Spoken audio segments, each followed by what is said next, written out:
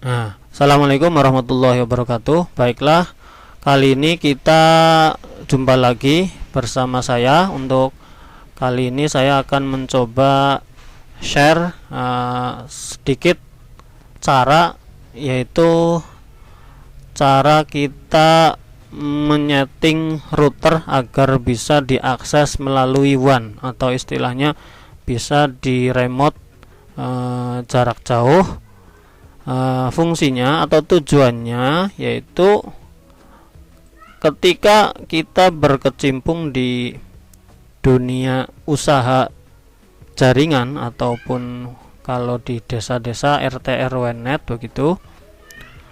Itu fungsinya ketika kita mengaktifkan remote router, khususnya router yang ada di pelanggan kita, yang terpasang di rumah pelanggan kita, maka itu akan memudahkan kita dalam melakukan monitoring ataupun melakukan kendali jarak jauh. Misalkan pelanggan kita meminta bantuan untuk merubah password WiFi mereka, ya, bisa saja kita memberikan pelayanan lebih dalam hal tersebut.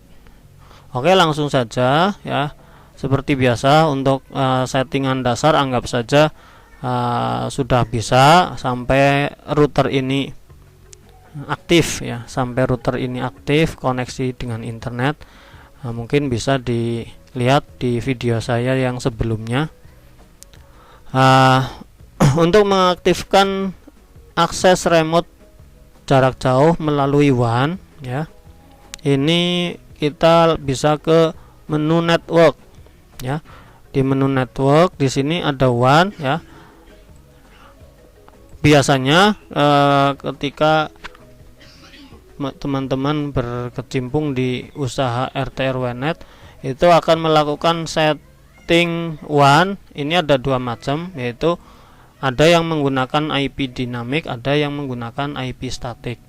Kalau saya sendiri lebih memilih menggunakan IP statik, sehingga IP dari masing-masing pelanggan itu bisa kita catat, bisa kita simpan. Tapi kalau menggunakan IP dinamik, itu biasanya IP-nya akan diberikan sesuai dengan yang diberikan oleh server kita. Misalkan ini sebagai contoh saja, IP WAN-nya 192 ya 168. Misalkan 30 kemudian 5, ya. Kita asumsikan bahwa ini adalah router yang ada di rumah konsumen kita. Selanjutnya kita isi subnet mask seperti biasa, ya, 255 3 kali, kemudian terakhirnya 0.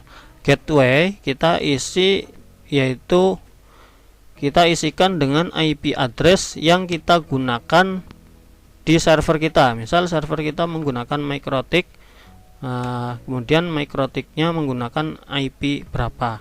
Yang jelas segmennya harus sama, 30 titik sekian. Misalkan biar cepat, ya, saya ini nggak bisa di copy, ya, 192 168 30. Biasanya gateway itu angka awal 1, ya. Ini. Jadi kalau kita menggunakan IP statik di WAN kita, maka gateway ini harus kita isi sama primary DNS server. Primary DNS servernya bisa kita isikan dengan DNS Google 8888. Satu saja cukup. Yang bagian bawah, yang secondary ini kita abaikan, nggak apa-apa. Jadi kalau 4 baris ini sudah diisi sesuai dengan settingan yang berlaku di server kita, maka secara teori harusnya ini sudah terkoneksi dengan internet. Tetapi kita tidak akan membahas itu, ini hanya simulasi saja, contoh ya, save. Diingat ini IP-nya ini ya. Selanjutnya untuk mengaktifkan remote dari server, untuk meremote si router ini ya, kita menuju ke menu security ya, menuju ke menu security, kemudian advanced security. Kita di sini pilih enable ini ya, ini ya, tadi checklist di sini saya hilangkan, kemudian yang di sini enable forbid ping packet from LAN port. Intinya ini ya, berfungsi agar kita bisa melakukan ping dari server kita. Misalkan kita menggunakan MikroTik, maka si router ini bisa kita ping IP1 nya dari MikroTik kita. Klik save ya. Kalau sudah prosesnya sudah tadi, langsung kita ke remote management. Nah, tinggal kita isi 255 4 kali, sebanyak 4 kali. 255 255. Jadi 255 semua. Ini kita klik save ya, klik save. Kemudian ini kan saat ini kita terhubung ke router melalui LAN. Sekarang kita coba simulasikan kabelnya, kita pindahkan ke WAN ya. Apakah sudah bisa diakses melalui WAN atau belum ya? Melalui WAN ya, ini kita coba. Ini sudah saya pindah dari LAN ke WAN. Coba kita akses IP LAN, masih terhubung atau tidak.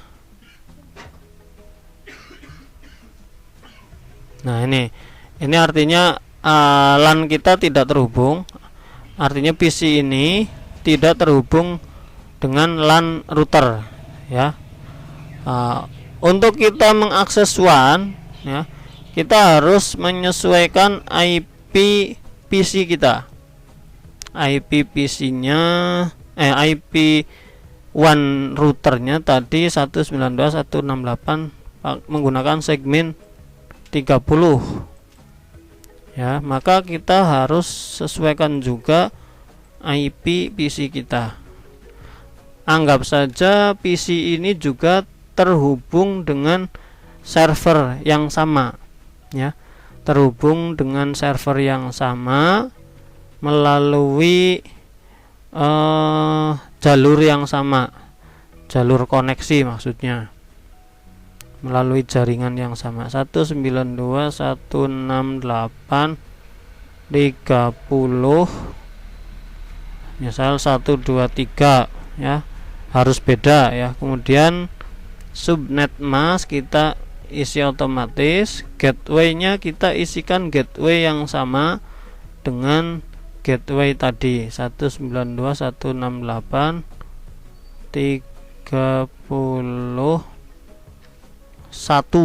ya. Ini gateway, bukan IP router tapi gateway. Asumsinya adalah IP ini yang digunakan oleh server kita sebagai sumber internet. Ini sama, kita isi 8888. Kita oke, close ya. Kemudian kita buka Google Chrome. Ini ya, kita buka Google Chrome. Kemudian kita ketik IP address dari WAN router ya, IP address yang tadi kita terapkan di router kita pada WAN, di router konsumen misalkan, yaitu 30.5. Nah, ini yang tadi kita terapkan.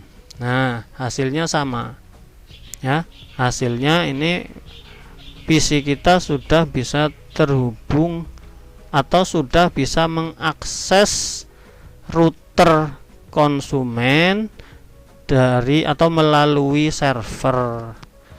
Jadi kalau sudah sampai di sini artinya settingan tadi sudah berhasil. Oke, itu saja untuk kesempatan kali ini. Mudah-mudahan bisa diikuti, bisa dipraktekkan dan bermanfaat. Terima kasih. Assalamualaikum warahmatullahi wabarakatuh.